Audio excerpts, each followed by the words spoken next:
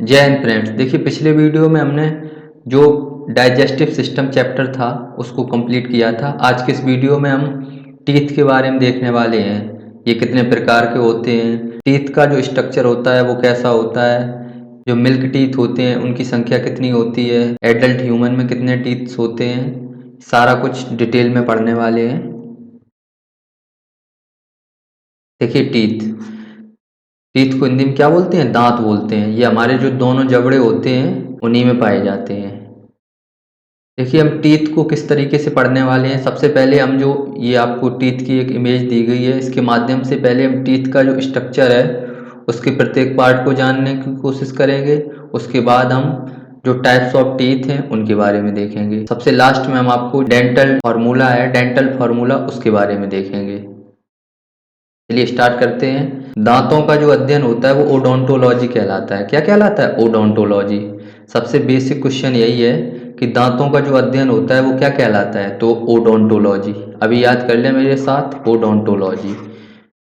Next आपको ये याद रखना है कि जो दांत होते हैं ये किस चीज़ के बने होते हैं। तो दांत में जो सर्वाधिक मात्रा में पाया जाता है वो कैल्शियम पाया जाता है। दांत में क्या पाया जाता है? कैल्शियम। देखिए, जो दांत होते हैं इसके निर्माण में 85% कैल्शियम फॉस्फेट का योगदान होता है। कितना होता है? 85%। बाकी 10% में कैल्शियम कार्बोनेट होता है एंड शेष जो होता है कैल्शियम क्लोराइड होता है। क्या होता है? Calcium chloride. तो सबसे बेसिक क्वेश्चन आपसे ये पूछा जाए कि जो दांत होते हैं वो किस चीज़ के बने होते हैं, तो वो किसके बने होते हैं? कैल्शियम फॉस्फेट के, क्योंकि इसमें 85% कैल्शियम फॉस्फेट होता है, बाकी 10% कैल्शियम कार्बोनेट और जो रेस्ट पार्ट होता है वो होता है कैल्शियम क्लोराइड। दांत में हमें मुख्यतः दो भाग मिलते हैं। फर्स्ट शिखर, सेकंड जड़ होती है। Crown and root. Crown and root. जो हमें पार्ट दांत का दिखता है उसको हम क्या बोलते हैं? क्राउन बोलते हैं। ये जो ये वाइट वाला ये पार्ट आपको दिया गया है ये सारा, इसको हम क्या बोलते हैं? क्राउन बोलते हैं, क्राउन। और बाकी जो नीचे जो हमारी बोन्स में ये धसा हुआ पार्ट होता है इसको हम रूट बोलते हैं। तो क्राउन एंड रूट। क्राउन और रूट क्या होता है इसके बारे में आप समझ गए होंगे। तो ये जो ऊपर ये वाइट वाला ये जो पार्ट आपको दिख रहा है उसको क्या बोलते हैं? क्राउन बोलते हैं। जो नीचे वाला पार्ट होता है उसको हम रूट बोलते हैं। ये याद रखना। क्योंकि जो मनुष्य के दांत होते हैं ये जबड़ों की हड्डियों में धसे होते हैं। किसकी? जबड़ों की हड्डियों में धसे होते हैं, इसीलिए हम इसको क्या बोलते हैं? थीसोडोंट। क्या बोलते हैं? थीसोडोंट। यानी जो मनुष्य के जो दांत होते हैं वो कैसे होते हैं? गर्तदंती होते हैं, गर्तदंती, थीसोडोंट। तो इस इमेज में आपने केवल यहाँ क्या समझा? क्राउन के बारे में समझा, रूट के बारे में समझा। दांत किस चीज के बने होते हैं? तो कैल्शियम फॉस्फेट के बने होते हैं। सर्वाधिक मात्रा में कौन सा तत्व पाया जाता है दांत में? तो कैल्शियम पाया जाता है। दांतों का अध्ययन क्या कहलाता है? ओडोंटोलॉजी कहलाता है। नेक्स्ट इमेज में आपको पल्व कैविटी के बारे में समझना है। ये जो आपको ये दी गई है, यानी इसमें दांतों के जो नीचे की ओर एक गुहा होती है उसको मज्जा गुहा बोलते हैं, पल्व कैविटी। इसी पल्व कैविटी में ये जो नर्व्स एंड ब्लड वेसल्स पाई जाती हैं, इसको हम हिंदी में बोलते हैं रक्त वाहिकाएं और तंत्रिकाएं। अब हम देखते हैं दांत की दो परतें होती हैं। जो इसकी बाहरी परत होती है, ये आपको वाइट वाइट परत ये दिख रही है, इसको हम इनेमल बोलते हैं, इनेमल। तो हमारे शरीर का जो सबसे कठोर भाग होता है वो क्या होता है? इनेमल होता है। और सबसे मजबूत वो तो जबड़ा होता है। सबसे कठोर भाग कौन होता है? तो वो इनेमल होता है। दांत का जो ऊपरी वाला भाग होता है उसको हम इनेमल बोलते हैं, वो सबसे कठोर होता है। और इसका जो आंतरिक भाग ये दिख रहा है इसको हम डेंटाइन बोलते हैं। ये क्या है? डेंटाइन है। इसको हम डेंटाइन बोलते हैं। डेंटाइन से एक चीज और याद रखना, हमारे दांत का जो अधिकांश भाग होता है वो डेंटाइन का ही बना होता है। इस तरीके से आप समझ सकते हो ऐसे। ये आंतरिक भाग ये पूरा का पूरा डेंटाइन का है। इसके ऊपर एक पतली सी ये जो परत है ये क्या है? ये इनेमल है और अंदर वाला डेंटाइन है। तो दांत का जो अधिकांश भाग होता है वो किसका बना होता है? डेंटाइन का। डेंटाइन किसका बना होता है?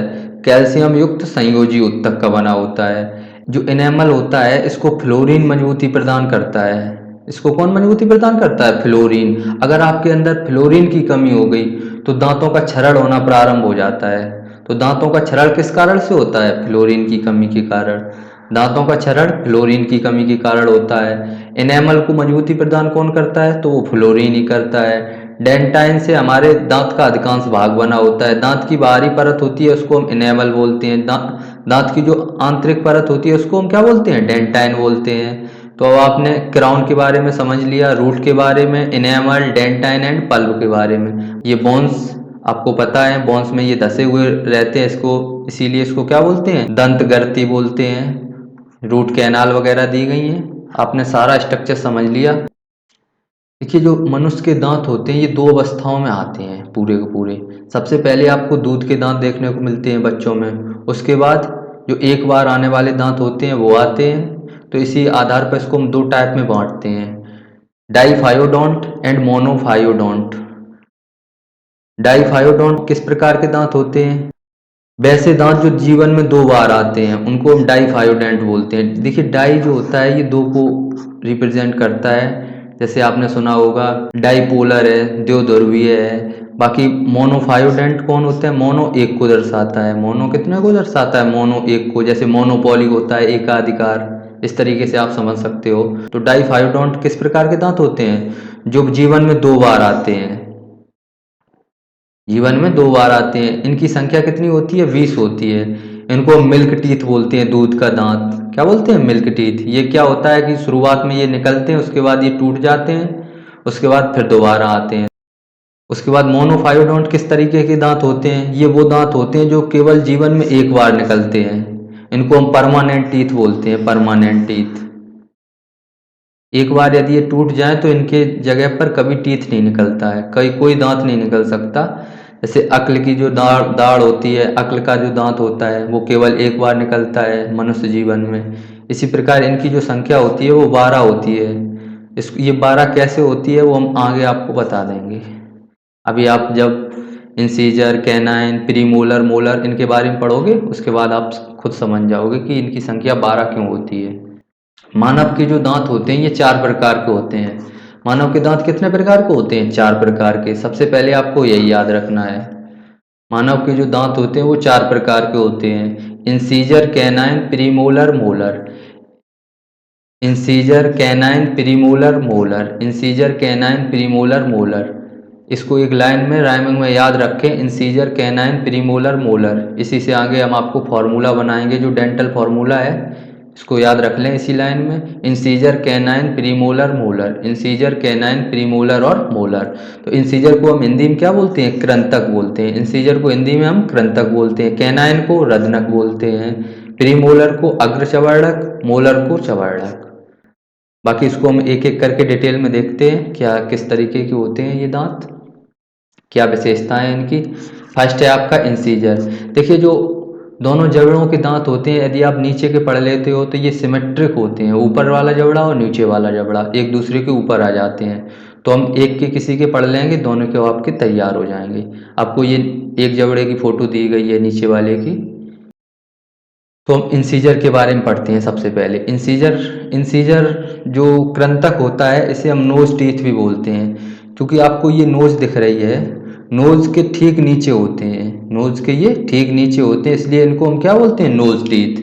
कृंतक को हम क्या बोलते हैं, नोज टीथ बोलते हैं। ये क्या करते हैं, ये काटने का काम करते हैं। इनकी संख्या कितनी होती है, तो इनकी जो संख्या होती है 4, तो आपके ये नीचे हो गए और 4 ही ऊपर होते हैं, तो 4 4 कितनी हो जाती है, 8 हो जाती है। कृंतक की संख्या कितनी होती है, 8 हो जाती है। शाकाहारी जानवरों में इंसीजर थोड़ा चौड़ा होता है, क्योंकि शाकाहारी लोग इसी से काटते हैं। तो शाकाहारी जानवरों में जो इंसीजर होता है वो चौड़ा होता है। तो इंसीजर से आपको यही याद रखना है। नोज टीथ किसे कहते हैं, तो इंसीजर को कहते हैं। भोजन को काटने का कौन काम करता है, इंसीजर करता है। इनकी संख्या कितनी होती है, तो 8 होती है, 4 नीचे वाले जबड़े में, 4 ऊपर वाले जबड़े में। नेक्स्ट आपको जो याद रखना है वो याद रखना है कैनाइन के बारे में, रदनक। देखिए 4 आपने ये इंसीजर पढ़ लिए थे, उसके बाद एक एक आपको दोनों तरफ कैनाइन मिलता है, एक इधर एक इधर। तो एक जबड़े में कितने हो गए कैनाइन, 2 हो गए। तो 2 ऊपर 2 नीचे, 4 हो जाती है इनकी, इस तरीके से इनकी संख्या।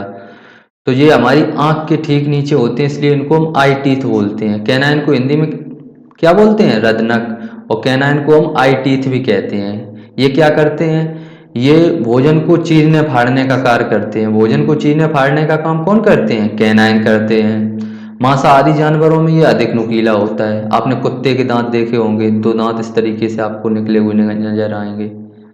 तो ये क्या होते हैं? ये कैनाइन होते हैं। मांसाहारी जानवरों में जो कैनाइन होता है वो अधिक नुकीला होता है, ये याद रखना। तो ये आपको ये नज़र आ रहे हैं, ये जो दो टीथ दिखा रहे हैं एक जबड़े में, तो ये क्या है? ये कैनाइन है। तो आपने अभी ये चार देखे थे, ये क्या है? इंसीजर, उसके बाद कैनाइन। इंसीजर और कैनाइन आपने समझ लिया, इंसीजर एंड कैनाइन। नेक्स्ट आपको पढ़ना है प्रीमोलर के बारे में, अग्र चवर्णक। ये हमारे गाल के पास होते हैं, इसलिए इसको हम क्या बोलते हैं? चीक टीथ बोलते हैं, चीक टीथ। इनका काम क्या होता है? ये भोजन को चबाने का कार्य करते हैं। जो प्रीमोलर से सबसे इम्पोर्टेंट बात है वो ये है कि बच्चों में ये नहीं पाए जाते। प्रीमोलर जो होता है ये बच्चों में नहीं पाया जाता। तो याद रखना, क्वेश्चन ऐसे पूछा जाता है कौन से जो दांत होते हैं वो बच्चों में नहीं पाए जाते हैं? चवर्णक, अग्रचवर्णक, रदनक या कृंतक। तो इसका आंसर क्या होगा? अग्रचवर्णक। अग्रचवर्णक जो होते हैं ये बच्चों में नहीं पाए जाते हैं। देखिए मैंने अभी आपको बताया चार, तो आपको ये इंसीजर हो गए, उसके बाद एक ये कैनाइन, एक ये कैनाइन, उसके बाद ये खाली जगह आपको दिख रही है। तो ये बच्चों में प्रीमोलर अनुपस्थित होते हैं, ये याद रखना। एक भी प्रीमोलर नहीं होता है बच्चों में, ये याद रखना। इनकी संख्या कितनी होती है प्रीमोलर की? तो दो इधर होते हैं, दो इधर होते हैं। तो एक जबड़े में ये चार हो गए, तो दोनों में चार चार आठ हो जाते हैं। तो प्रीमोलर की संख्या कितनी होती है? आठ हो जाती है इस तरीके से। नेक्स्ट आपको याद रखना है मोलर के बारे में। अब हम देखते हैं मोलर के बारे में। मोलर को हम हिंदी में क्या बोलते हैं? चवर्णक। ये क्या कार्य करता है? ये भी भोजन को चबाने का कार्य करता है। तो इनकी संख्या कितनी होती है? तो ये एक जबड़े में कितने होते हैं? छह होते हैं। तीन इधर होते हैं, तीन इधर, और छह छह एक जबड़े में, छह दूसरे में। तो छह और छह कितनी हो जाएगी? 12 हो जाएगी। इसमें आपको जो याद रखना है, जो थर्ड मोलर है ये फर्स्ट है, ये सेकंड है, और ये जो थर्ड मोलर है ये बच्चों में अनुपस्थित होता है। तो कौन सा मोलर बच्चों में अनुपस्थित होता है? तो वो तीसरा वाला, अंतिम मोलर या थर्ड मोलर। मोलर है, इसे हम विजडम टीथ भी कहते हैं। मोलर को क्या बोलते हैं? Wisdom teeth. आपने सुना होगा अक्ल का दांत आता है लगभग ये 20 साल के बाद ही निकलता है, 21-22 में। बच्चों में आपने अभी देखा था जो प्रीमोलर है इसका तो एक भी नहीं था, और मोलर जो अंतिम मोलर है वो नहीं पाया जाता, ये भी आपको याद रखना है। तो बच्चों में कुल 20 दांत टूटने के बाद दोबारा निकलते हैं। इन 20 दांतों को दूध का दांत कहते हैं, मिल्क टीथ, ये लिखा गया है। तो क्वेश्चन आपसे ऐसा पूछा जाए यदि कि मानव के जीवन काल में दांतों की कुल संख्या कितनी होती है? तो 20 तो दूध के दांत होते हैं जो निकल के टूट जाते हैं, उसके बाद 32 हो जाते हैं। तो 20 और 32 कितने हो गए? 52 हो गए। अभी आपने ये देखा था जो परमानेंट टीथ थे, मोनोफायोडोंट, इनकी संख्या कितनी थी? इनकी संख्या 12 थी। तो ये किस तरीके से थी? अब आपको हम बता सकते हैं कि जो प्रीमोलर हैं ये बच्चों में होते नहीं हैं। तो प्रीमोलर की संख्या कितनी होती है? 8 होती है। उसके बाद जो थर्ड मोलर होता है वो भी बच्चों में नहीं होता है। तो ये और ये, इसकी संख्या कितनी होती है?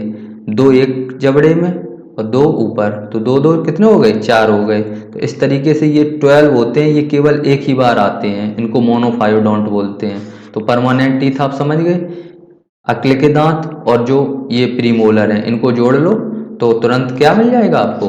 मोनोफायोडोंट मिल जाएगा। बाकी जो 20 दांत होते हैं ये दूध के दांत होते हैं। नेक्स्ट अब आपको पढ़ना है डेंटल फार्मूला के बारे में कि डेंटल फार्मूला क्या होता है। देखिए डेंटल फार्मूला लिखने के लिए अभी मैंने आपको एक लाइन में याद करवाया था कि incisor, canine, premolar and molar. Incisor, canine, premolar and molar, इन्हीं को लिखना होता है। आप किसी एक जबड़े को उठाओ और उसको 20 से काट दो इस तरीके से, और आप उसका फॉर्मूला लिख दो। तो एडल्ट का फॉर्मूला क्या होता है? एडल्ट में इंसीजर की संख्या कितनी होती है? तो 1 2 3 4, तो एक तरफ का लेना है तो इधर ये 2 हो गई। कैनाइन ये 1 है, प्रीमोलर ये 2 हैं, उसके बाद ये मोलर, इनकी संख्या 3 है। तो ऐसे याद रखना, यही नीचे लिख दिया जाता है 21 23। एडल्ट में जो डेंटल फार्मूला होता है वो क्या होता है? 21 23 बटे 21 30 23। ये किस तरीके से आया आपको मैंने बता दिया। अब यदि आप बच्चों का लिखना चाहो तो बच्चों में जो इंसीजर है इसकी संख्या 2, उसके बाद कैनाइन इसकी संख्या कितनी होती है 1 होती है। इसके बाद प्रीमोलर ये तो होते ही नहीं है बच्चों में। उसके बाद जो मोलर है ये थर्ड मोलर तो अनुपस्थित था तो यहाँ पर भी 2 आ जाएगा। तो इसी तरीके से इसी को आप नीचे लिख सकते हो, तो 2102। उम्मीद करते हैं कि आपको जो डेंटल फार्मूला है वो किस तरीके से लिखा जाता है वो आप सीख गए होंगे। आप अपने दांतों को गिनकर भी इसको लिख सकते हो। किसी एक जबड़ा का एक भाग लेना है आपको। इसके बाद इस चैप्टर में आपको ये भी याद रखना है कि जो पक्षी होते हैं, पक्षी, उनकी जो चोंच होती है दांत का ही विकसित रूप होती है। दांत का विकसित रूप क्या होती है, पक्षियों की चोंच होती है। और ये एक ये इम्पोर्टेंट क्वेश्चन है, हाथी से ये क्वेश्चन बनता है कि जो हाथी के ये जो दांत आपको दिख रहे हैं ये कौन होते हैं, तो बच्चे इसको कैनाइन मार देते हैं, जो कि क्या होता है, गलत होता है। ये जो ऊपरी जबड़े का सेकेंड इंसीजर होता है, ऊपरी जबड़े का सेकेंड कृंतक होता है, जो दूसरा वाला कृंतक होता है वही होता है ये हाथी के दांत। ये भी आपको याद रखना है। देखिए एक क्वेश्चन और बनता है कि स्तनधारियों में सबसे ज़्यादा दांत किस में पाए जाते हैं, तो वो सुअर में और घोड़ा में होते हैं। सुअर और घोड़ा में वो कितने होते हैं, 44 होते हैं, 44। सुअर और घोड़ा में दांतों की संख्या कितनी होती है, 44 होती है। तो स्तनधारियों में सबसे ज़्यादा दांत किस में पाए जाते हैं, सुअर और घोड़ा में। इनकी संख्या कितनी होती है, 44 होती है। जैसे मच्छर होता है तो मच्छर में दांतों की संख्या कितनी होती है, ये 47 होती है, लेकिन ये स्तनधारी नहीं है। तो सबसे ज़्यादा जो स्तनधारियों में जो दांत पाए जाते हैं वो किस में पाए जाते हैं, सुअर और घोड़ा में। मच्छर में 47 पाए जाते हैं। इस तरीके से आज आपको मैंने जो टीथ हैं उसको बहुत डिटेल में पढ़ाया, उसका स्ट्रक्चर क्या होता है, प्रीमोलर, मोलर, मोनोफायोडेंट, डाईफायोडेंट, सारी चीज़ें बताई। डेंटल फार्मूला किस तरीके से निकाला जाता है, सब कुछ बता दिया। इसके बाद आप इसके जो प्रीवियस ईयर क्वेश्चन हैं वो करके देख सकते हो। मिलते हैं किसी नेक्स्ट वीडियो में। Thank you for watching it. Thank you यार आप सभी का।